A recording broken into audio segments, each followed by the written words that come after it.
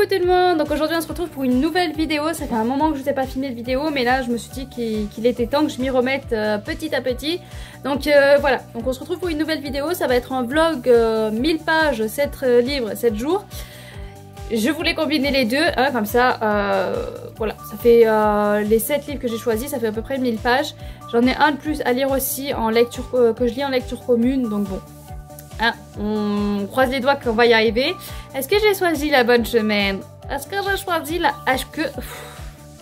Est-ce que j'ai choisi la bonne semaine? Voilà, on va y arriver. Vous croyez? Non, j'ai... Mais est-ce qu'il y aura un jour la bonne semaine? Je ne suis pas sûre. Donc là, j'ai les deux plus petits à la maison parce que maîtresse de maternelle malade. La maîtresse de celui qui est en CE2 malade aussi. Elle a été remplacée à la dernière minute, mais bon, de toute façon, il est malade. Voilà, les deux petits sont malades. Rhume, un petit peu à la gorge et tout ça, donc bon. Hein. Voilà. Donc je les ai à la maison finalement cette semaine, donc c'était pas prévu. Donc c'est pour ça que je m'étais mis ça, je me suis dit je vais pouvoir lire, profiter et tout ça. Puis finalement, ben voilà. On est reparti avec les enfants à la maison. Mais c'est pas grave, hein. De toute façon, je pense qu'il n'y aura jamais. Si je veux trouver une semaine, une bonne semaine, j'arriverai jamais à trouver. Donc c'est pas grave, on va quand même tenter. J'ai fait une petite pile, j'hésitais pour certains livres, mais bon j'ai pris les plus petits de ma pile et puis je vais vous montrer ça tout de suite. Donc on va commencer avec celui que j'ai déjà lu du coup ce matin au réveil. Voilà, au réveil, j'étais réveillée de bonne heure parce qu'il y a eu un souci avec le chien. Mon compagnon de bon matin va le promener, donc il le promène vers 4h30, 5h du matin.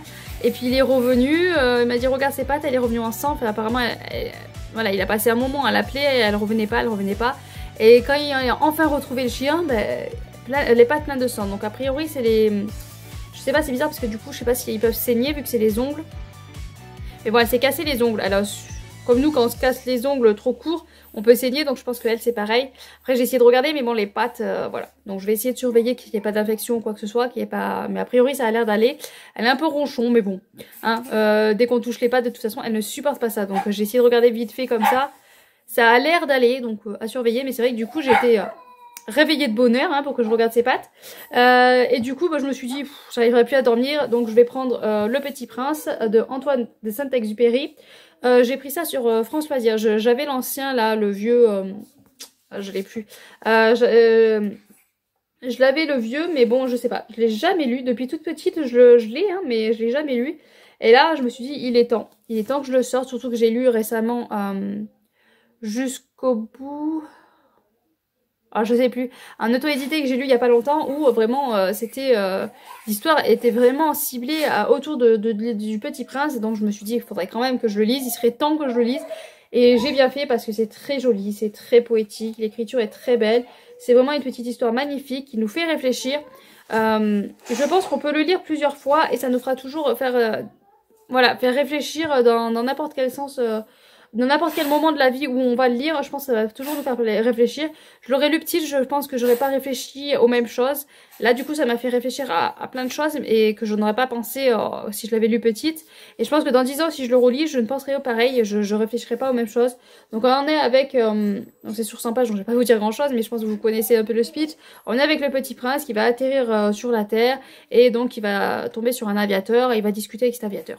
Voilà, je vous en dis pas plus parce que c'est vraiment très court et puis de toute façon il y a des très fortes chances que vous le connaissez. Si vous le connaissez pas, franchement c'est à lire parce que ça amène beaucoup de réflexion et je pense qu'on pourrait le lire tous les ans, ça ferait réfléchir à chaque fois. Et ce qui est bien avec celui-là, c'est que vraiment on a les petits dessins dedans qui complètent. Je sais pas si l'ancien, je crois que l'ancien aussi il avait des dessins aussi, enfin bon voilà. Je l'ai enfin lu, il était temps et j'ai beaucoup apprécié ma lecture, donc ça s'est dit très très vite, hein. J'ai lu vraiment ça dans la matinée. Donc voilà pour le Petit Prince qui est déjà lu, donc ça fait déjà une lecture de lu. On est sauvé, on en a une sur 7. Mal barré. Du coup, je dois lire Madame de Bovary de Gustave Flaubert aux éditions Cranford. Donc c'était une collection que j'avais fait. Je crois qu'ils sont plus disponibles. Je crois que c'est plus possible de les avoir. Mais bon, autant d'occasions vous les trouvez. Ça fait un moment que je veux sortir un peu des classiques. Et puis bon, je me suis dit j'en lis un par mois. Et L'Antre du Bonheur. Donc, je vais pas dire de bêtises. Il y a Isa qui me vient de suite à l'esprit. Donc j'espère que c'est ça son prénom. Ouais, c'est Isa qui me vient de suite. Donc bon, on va rester avec L'Antre du Bonheur. Hein. Je suis désolée si jamais tu passes par là que j'ai perdu ton prénom. Hein, parce que moi et les prénoms de toute façon c'est à chaque fois catastrophique. Donc il y a pas L'Antre du... Oui, L'Antre du Bonheur. Je suis désolée, je suis fatiguée. J'ai passé la nuit assise, à dormir assise, hein, mais bon. Voilà, parce que ma fille a... Je vous ai dit qu'elle était malade, et donc enrhumée, qui dit enrhumée dit choune toute la nuit. Donc la seule technique, si jamais vous avez un enfant enrhumé, essayez. Hein. Vous dormirez pas de la nuit, mais c'est pas grave. Essayez, vous asseyez dans son lit, calée contre un mur dans un angle, et vous la calez sur vous, comme ça elle s'endort à moitié assise. Et du coup, bah, ça aide pour respirer. Donc c'est bien, elle a bien dormi elle. Moi beaucoup moins, mais voilà, ça a beaucoup aidé. Mais bon, donc du coup je suis un petit peu fatiguée, donc voilà, hein, je patauge un peu dans la semoule, désolée. Donc voilà, donc j'ai Madame de Bovary à lire en lecture commune, donc aujourd'hui il faudrait que je lise 64 pages, si je me trompe pas, donc il y a 75 pages à lire. Je pense que ça va se faire, hein. J'en ai déjà lu un petit peu, là j'ai déjà lu 26 pages, donc je me dis, pour aujourd'hui je devrais arriver à m'en sortir. Voilà, donc Madame de Bovary, pour l'instant on est juste avec Charles de Bovary, je crois qu'il s'appelle comme ça. Au début on a vite fait voilà l'école et tout ça qu'il fait, et puis après on le retrouve plus tard adulte, marié, docteur, et puis il va faire la rencontre d'une autre personne. Enfin bon, voilà, je vous en dis pas plus parce que c'est compliqué de pas spoiler, surtout quand j'ai pas tout lu, quand j'ai pas tout l'esprit bien clair dans ma tête. Donc voilà, donc pour l'instant c'est plutôt pas mal, une très belle écriture. Après j'avoue j'en ai lu 26 pages et je pense que j'arriverai pas à lire 60 pages d'un coup. Faut vraiment que je fragmente un petit peu les lectures, 30 pages par 30 pages. Voilà, je pense que c'est l'idéal. Parce que c'est vrai que j'aime bien, mais j'ai tendance à me lasser assez vite quand même de cette écriture. Donc voilà pour ça. Donc ça fera 2 livres. Mais bon, dans les livres que j'avais prévus, j'avais pas compté Madame de Bovary. Donc il va y en avoir 8 en tout. Mais bon, je pense que je lirai pas tout. J'ai un service presse aussi qu'il faut que je lise. Voilà. Donc le service presse il n'était pas prévu cette semaine, mais je vais voir parce que j'avais pas, voilà, c'est un service presse que j'ai demandé et l'auteur m'a vraiment vite envoyé le livre, donc on verra si j'ai le temps de le lire, mais sinon je le lirai absolument la semaine prochaine. Donc sinon j'avais prévu de lire S'il te plaît maman réveille-toi de Jean-Luc Conessa. Je vous l'avais déjà présenté je crois, je l'avais pas lu. Pareil il est tout petit, il fait 150 pages quand même. Donc 150 pages, mais bon c'est écrit assez gros, ça fait un petit moment que j'ai envie de m'y plonger, mais à chaque fois, voilà, je repousse. Dès les petites lectures, je me dis, oh, ça va se lire vite, donc je prends longtemps. Donc là, on va être en 1958 à Villeurbanne, Lyon. Une jeune femme qui vit avec un homme qui revient de la guerre. Et sauf que, bon, bah, voilà, en général, les hommes ils sont un petit peu détruits. Et sa vie va être un petit peu un enfer. Donc on va suivre ça, comment elle va peut-être s'en sortir, comment elle va faire, voilà, ce qui va se passer. Donc, ouais. Donc j'ai très envie de me plonger là-dedans. Tant qu'on est avec Monsieur Jean-Luc Conessa, on va rester avec Monsieur Jean-Luc Conessa. Donc sinon j'avais mis Dernier Signe, mais là ils sont beaucoup plus gros, ils font plus de 200 pages. Donc j'avais mis le tome 1 et 2, mais vu que j'ai Madame de Bovary, même si je lis que le tome 1, ça suffira amplement. Je suis en train de vérifier si c'est le tome 1. Je ne veux pas relire le résumé, je me rappelle plus du tout de quoi ça parle, mais voilà, 200 pages. J'avoue j'ai très peur parce que c'est de la science-fiction, si je me trompe pas. Mais ouais, c'est de la science-fiction. Et science-fiction avec seulement 200 pages. Voilà. ça peut faire un petit peu peur parce qu'il faut le temps de mettre en place, le temps de mettre... Donc on va voir ce que ça va donner. Est-ce que j'aurai le temps de le lire? Je suis pas sûre parce que c'est quand même, voilà, c'est quand même assez gros, 200 pages. Sachant que j'ai les enfants à la maison du coup. À voir. Ensuite, j'ai prévu un tout petit, mais tout petit qui est écrit tout petit. Voilà. Donc tout petit écrit tout petit, il fait 130 pages. Tout petit écrit tout petit, ça aide pas. C'est Poussière d'homme de David Lelay aux éditions Pocket. Celui-là, c'est Aurélia de la chaîne Les Chouettes Lectures d'Aurine qui me l'avait envoyé dans le swap. Je l'ai toujours pas lu, hein. Voilà. Je l'avais vu, je crois, passer sur la chaîne de Séverine quand elle faisait les lives sur YouTube. Je crois qu'il y en a un qui était passé dans son live et qui en avait parlé et qui en avait tellement bien parlé que du coup j'avais qu'une envie, c'était de le lire. Après je me rappelle plus du tout de quoi ça parle. Une des plus belles histoires d'amour que j'ai lues. Voilà, après vous dire de quoi ça parle, je ne sais plus. Je vais pas relire parce que du coup 130 pages, ça devrait se lire quand même assez vite. J'espère avoir le temps de le lire. C'est vrai que l'écriture du coup va me rallonger le temps, hein. Voilà, je pense que j'en ai pour 3 heures pour le lire vu la taille de l'écriture. Je sais, vous allez dire 120 pages en 3 heures, mais je lis pas très vite déjà et quand c'est écrit petit encore moins. Mais bon, voilà, j'espère celui-là avoir le temps de le lire. Un autre petit, donc là c'est un petit jeunesse, c'est Hotel Earthwood, le tome 4, enfin l'été, aux éditions Casterman. C'est une petite histoire toute mignonne où on suit une petite souris qui cherche un abri et elle a trouvé un abri dans un hôtel où elle va être embauchée pour travailler à cet hôtel-là. Et puis on va sursuivre plein de petites histoires. Moi j'aime beaucoup, les images en plus sont très belles. Je vois qu'il y a un marque-page, donc il y a encore un de mes fils qui est en train de lire. À chaque fois que je vous sors un livre, il y a toujours un de mes fils qui est en train de lire le livre. Voilà, moi j'adore, enfin moi j'adore l'ambiance et tout, j'aime beaucoup. Après vous allez dire l'été, ben, on est presque au printemps, donc moi ça passe. Hein. Une fois qu'on arrive vers le printemps, lire un truc d'été, ça me gêne pas du tout. Et puis alors, en règle générale, je suis pas non plus à catégoriser mes livres par saison. Il y a vraiment comme là dernièrement que j'ai lu Les Entraves de l'hiver et enfin, c'était 2 livres sur Jack Frost. Voilà, je tenais quand même à lire un petit peu plus rapproché de hiver-automne parce que après arrivé en printemps-été, voilà, c'est moins dans l'ambiance, mais sinon c'est voilà, je fais pas trop attention que ça. Je ne fais pas trop attention aux saisons. On va y arriver.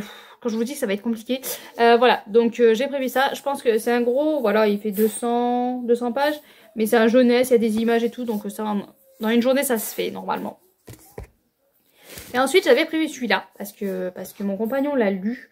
240 pages, il l'a lu en une journée, mais oui, ben, parce que lui quand il lit très très vite. Voilà, je suis un petit peu jalouse de ça, j'avoue, parce que voilà, il lit très très vite, il lit pas beaucoup parce que c'est pas trop son truc, mais quand il prend un livre, il te le dévore. En une journée, il te lit tranquille, tout va bien. Donc voilà, donc là on est sur une arche, vasticité vogant sur l'eau, qui n'existe qu'un seul moyen pour devenir capitaine de son propre navire. Alors j'ai vu, l'auteur je crois a dit que c'était un tome 1. Il n'y a pas de tome 1 écrit dessus, mais je crois que l'auteur a dit que c'était un tome 1. Faudrait que je vérifie quand même, mais ouais. Donc j'avais très très envie, c'était une campagne nulle auquel j'avais participé. J'ai très envie de m'y plonger dedans, mais après je me dis, voilà, avec les enfants à la maison, ça va être plus compliqué. Donc je pense que celui-là, il va passer à la trappe. Hein. Je pense que c'est celui-là qui va être remplacé par Madame de Bovary. On verra si j'ai le temps. Faut garder espoir, sait-on jamais.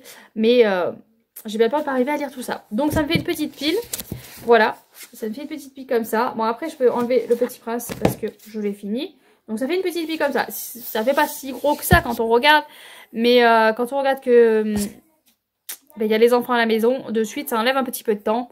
Là je vois qu'il y a un peu de... il fait un petit peu beau, donc même s'ils sont malades on peut prendre un peu l'air, hein, ça gêne pas. Donc on va voir. On espère, on croise les doigts que j'y arrive ce coup-ci. Mais c'est vrai qu'il y a toujours, de toute façon je ne trouverai jamais la semaine parfaite pour faire des challenges. Je trouverai jamais le moment parfait.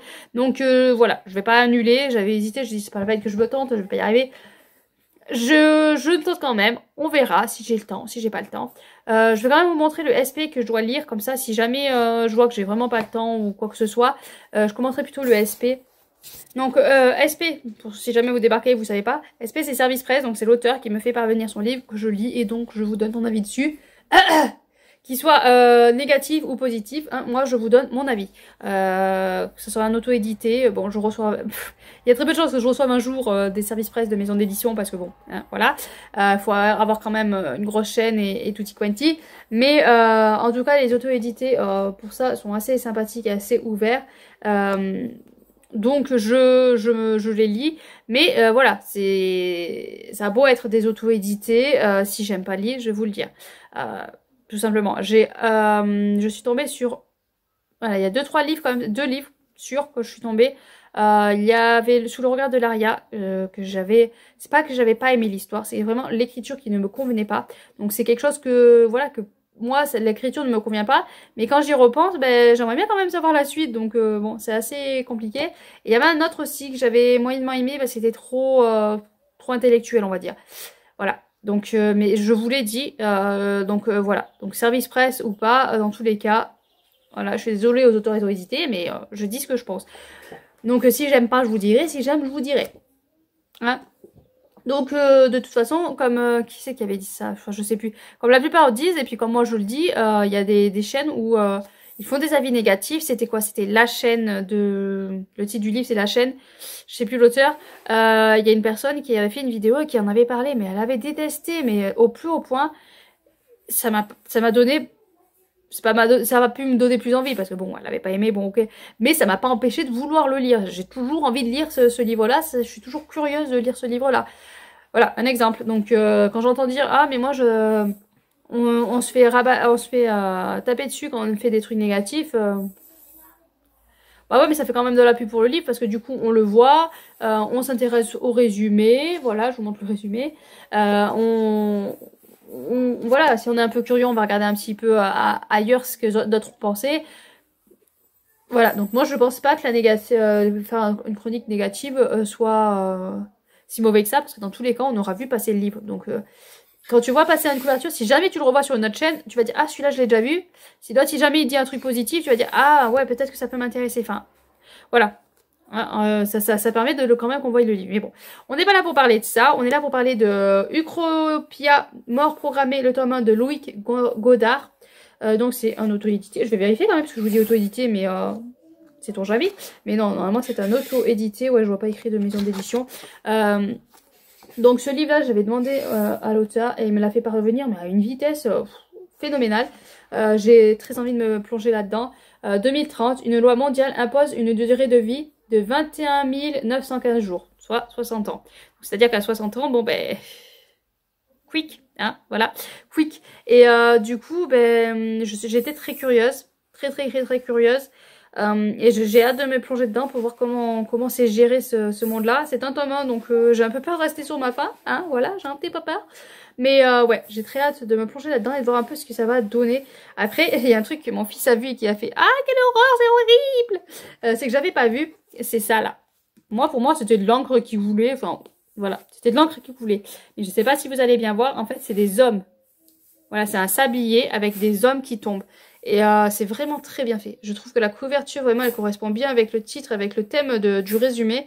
Vraiment, c'est magnifiquement bien fait. Voilà, magnifique. Moi, la couverture, vraiment, je suis tombée du coup sur le charme quand mon fils m'a dit ça. Je fais quoi? Attends, c'est pas... Ah ouais.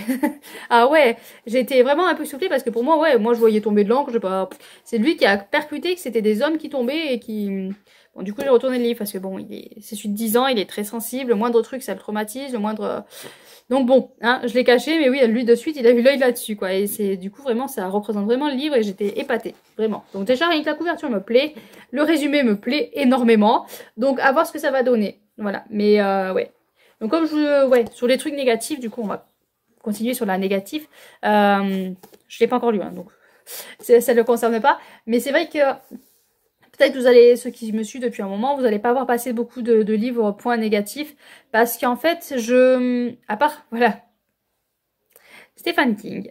Je m'obstine à lire Stephen King alors qu'il y en a un. Il y a La Ligne Verte que j'ai aimé pour l'instant. Je crois que j'en ai lu 5 autres où j'ai... Voilà. Donc je m'obstine à lire cet auteur parce que ma mère l'idolâtrait et tout le monde l'encense, mais c'est surtout parce que ma mère l'idolâtrait. Voilà, c'est surtout par rapport à ma mère. Donc j'en ai gardé vraiment quelques-uns où le résumé me plaise. Et donc il est possible que vous allez voir passer des chroniques négatives sur lui. Après les autres livres, vous avez peut-être constaté que je ne fais pas beaucoup de retours négatifs. C'est pas parce que j'ai pas envie de parler des livres négativement. C'est parce qu'en fait, je suis à un âge, j'ai 34 ans. Et je sélectionne mes lectures, je sais ce qui me plaît et je sais ce qui me plaît pas.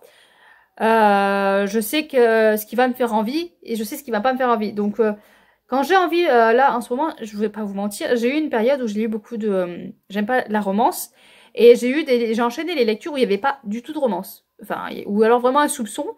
Et à un moment donné, je sais pas pourquoi, ben, je me suis dit, j'aimerais bien lire une romance quand même. Mais je suis pas tournée sur une romance. J'ai pris un livre fantastique et je me suis dit, ah, là je sais qu'il va y avoir une romance, donc je lis là-dedans. Voilà, Les Entraves de l'hiver par exemple, il y a une romance dedans. Je sais pas si c'est catégorisé romance, mais bon, c'est quand même très ciblé sur la romance.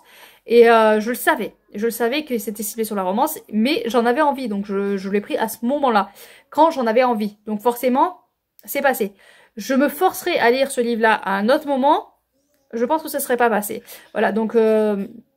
pour vous dire, voilà, j'ai un âge où je choisis mes lectures par rapport à mes envies, par rapport à ce que j'aime. Donc forcément, il y a très peu de livres que je vais lire où je ne vais pas aimer. Après, il y a des livres où le style d'écriture va pas me plaire.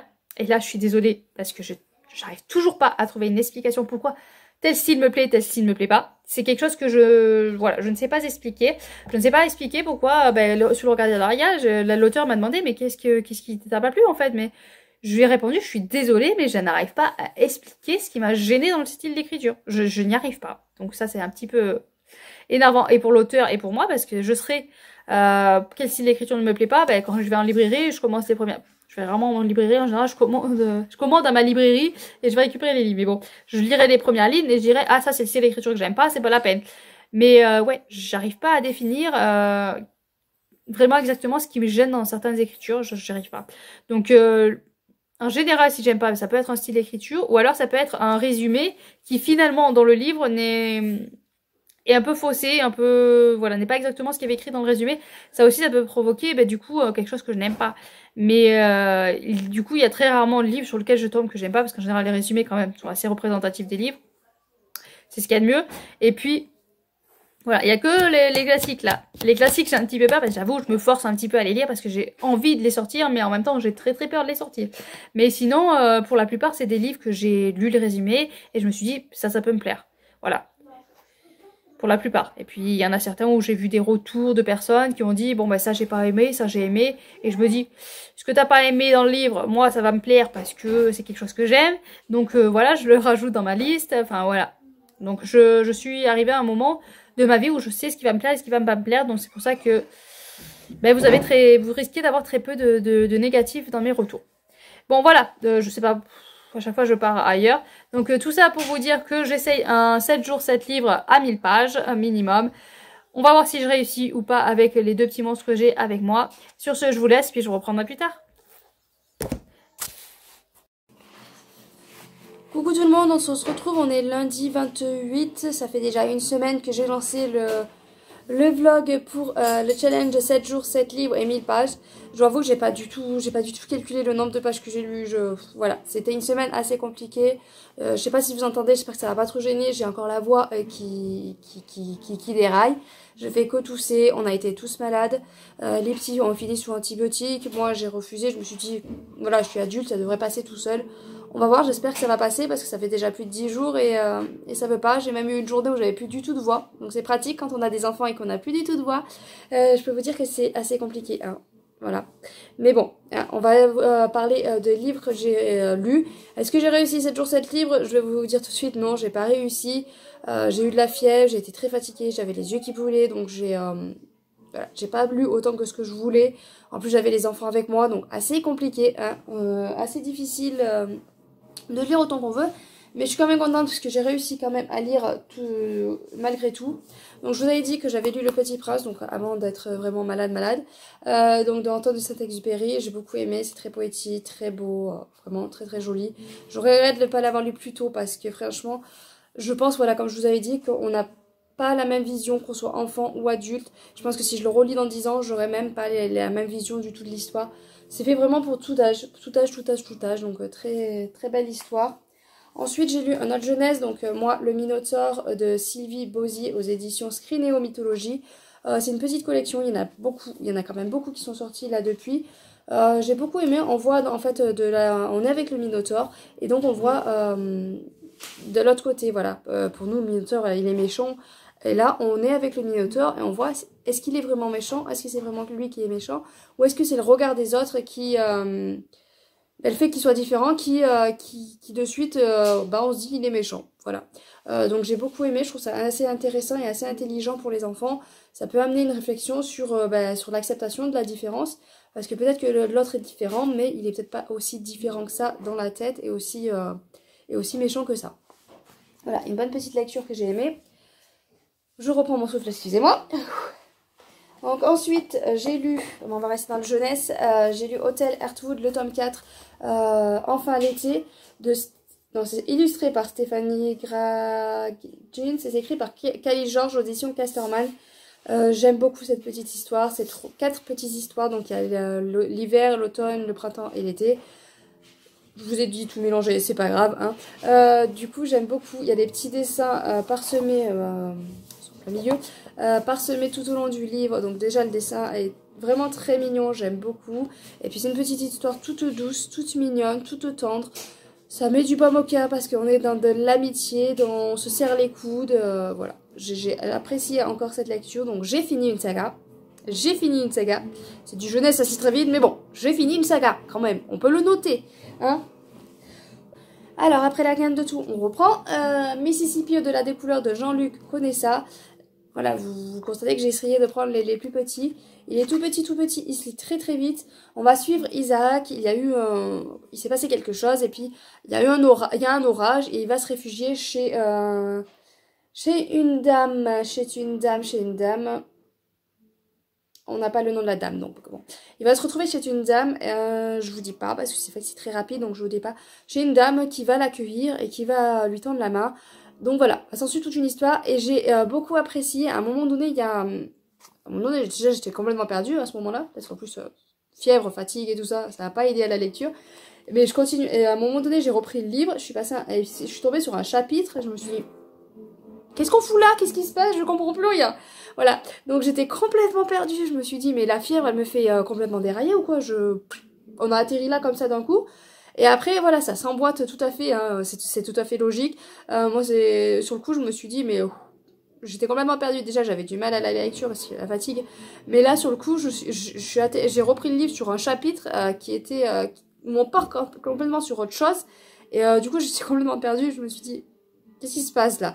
Et en fait, j'ai trouvé ça vraiment très bien, très réfléchi. Et génial. J'ai adoré ce moment de changement. Et... où on atterrit et ce à quoi ça nous amène à la fin. Enfin voilà, j'ai beaucoup aimé, j'ai trouvé ça vraiment génial. Donc du coup, ouais, vraiment, la plume de Jean-Luc Odessa comme d'habitude, vraiment formidable. Voilà, que dire de plus, hein? Je peux pas, sur les petits livres c'est compliqué, mais vraiment je vous le conseille, sur le milieu du 19e, oui, 19e siècle. Je suis désolée, je suis encore un peu fatiguée, encore un peu malade. Au milieu du 19e siècle aux États-Unis, donc avec cette traite des Noirs et l'esclavage des Noirs et voilà, de tout ce qui s'y passe un peu autour. Mais c'est très très rapide. C'est vrai que c'est très très rapide et c'est dommage parce que voilà, des fois on a envie quand même que ça dure un peu plus longtemps. On s'attache aux personnages, ils sont attachants, que ce soit la vieille dame ou le jeune Isaac. On a un petit attachement, mais en même temps on se dit, vaut mieux pas que ça dure trop longtemps parce que voilà, c'est quand même assez lourd, assez difficile. Enfin bon voilà, vraiment ce timing parfait, page parfaite, ça se lit, ça se dévore.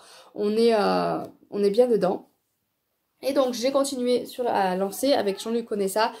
S'il te plaît maman, réveille-toi de Jean-Luc Odessa. Lui ça m'a... Voilà, je l'ai pas lu d'une traite parce que j'arrivais pas... Voilà, je fermais les yeux, j'en pouvais plus.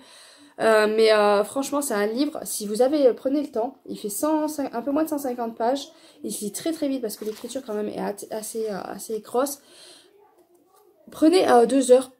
Si vous lisez assez vite, si vous savez que 150 pages, vous pouvez le lire en 2 heures, prenez 2 heures, posez-vous, restez imprégné dans l'histoire pendant 2 heures. Franchement, vous allez être bouleversé. On va suivre, donc on est en 1958 à Villeurbanne, on va suivre l'histoire d'une famille qui est dans un immeuble. Je crois qu'il y a 3 enfants. Je crois qu'il y a une petite fille et 2 grands frères, je sais plus exactement, voilà. Un papa et une maman, et c'est une ambiance assez lourde, assez difficile.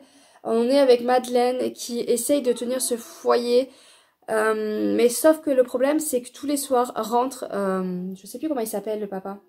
Je sais plus comment s'appelle le papa, mais bon.